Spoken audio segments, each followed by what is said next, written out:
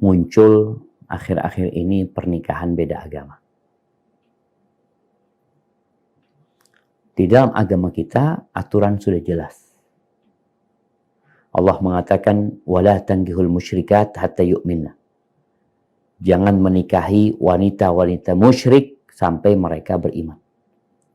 وَلَا أَمَنَةٌ مُؤْمِنَةٌ خَيْرٌ مِّن مُشْرِكَةٍ وَلَوْ أَعْجَبَتْكُمْ. Seorang budak yang beriman itu lebih baik daripada orang musyrik yang cantik dan mengagumkan. Allah juga mengatakan, وَلَا تُنْكِحُوا الْمُشْرِكِينَ حَتَّى يُؤْمِنُوا.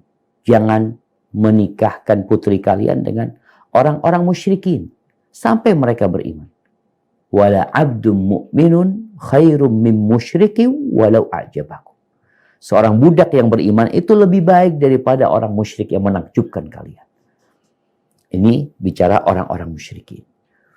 Berkaitan dengan ahlul kitab berbeda karena memang muamalahnya berbeda. Bagaimana dalam Al-Quranul Karim ada panggilan-panggilan ya ahlul kitab, ya ahlul kitab. Kemudian ada surat Al-Bayyinah. Lam yakunil ladzina kafaru min ahlil kitab wal musyrikin. Ada ahli kitab dan ada orang musyrik. Di ayat Al-Maidah ini berkaitan dengan orang-orang ahlul kitab.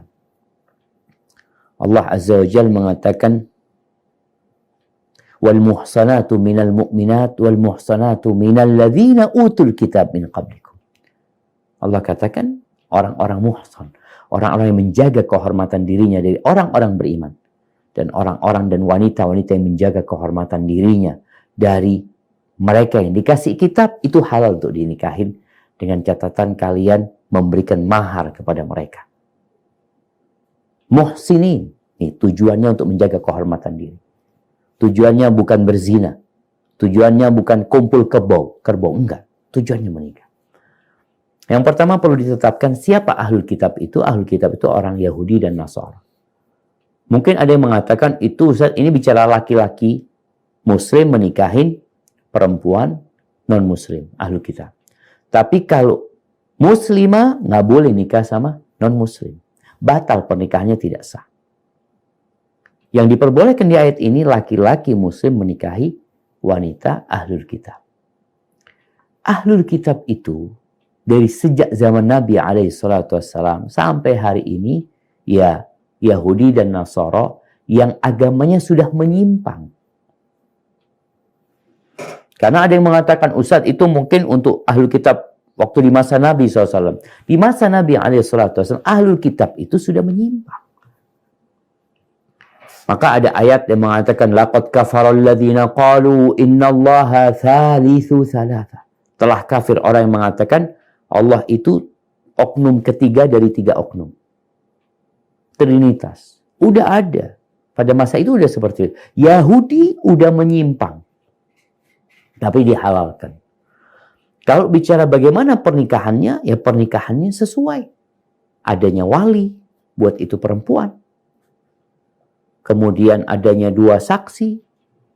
Kemudian ada orang tua yang non-muslim nggak bisa jadi wali untuk anaknya yang muslimah. Tapi ahlul kitab mereka orang kafir, anaknya juga kafir. Maka pernikahan itu butuh wali, butuh saksi, dua saksi dan mahar. Sah. Akan tetapi ingat, ini tidak dianjurkan. Karena Nabi SAW menganjurkan agar kita memilih wanita yang agamanya baik. Fadfar bidzatid din taribat yadak. Engkau beruntunglah dengan memilih wanita yang agamanya baik. Kau selamat hidupmu. Jadi bicara halal bukan dianjurkan. Kenapa? Ketika seorang muslim menikahi non-muslimah, maka ingat tanggung jawabmu mendidik anak-anakmu. Seorang suami diperintahkan untuk memilih madrasah buat anak-anak. Kalau ternyata madrasahnya non-muslim, kira-kira apakah ibu itu akan mengajarkan Islam kepada anak-anaknya? Anak itu fitrah. Lahir dia di atas fitrah la ilaha illallah. Yang merubah dia jadi Nasrani, Yahudi, Majusi orang tua. Maka bagi yang menikahi ahlul kitab, Wanita ahli kitab, dia harus siap-siap menjalankan tugasnya lebih berat lagi, yaitu mengajari anak-anaknya tentang Allah Azza wa Jalla. Dan dia juga diperintahkan untuk mendakwain istrinya. Tapi kalau istrinya sampai mati tetap Nasara, dia nggak dosa karena Allah menghalalkan. Namun memang ada pendapat sahabat yang melarang. Seperti riwayat Abdullah bin Abbas radhiyallahu anhu, dia mengatakan, apakah ada kesyirikan yang lebih buruk daripada orang yang mengatakan Tuhanku tiga? Maka Abdullah bin Abbas termasuk yang memandang nggak boleh gitu. Lebih masuk ke bab musyrikin mereka. Tapi jumhur ulama, jumhur sahabat, dan telah terjadi di masa sahabat, mereka menikah dengan ahli kitab. Hadza wallahu a'lam bishawab.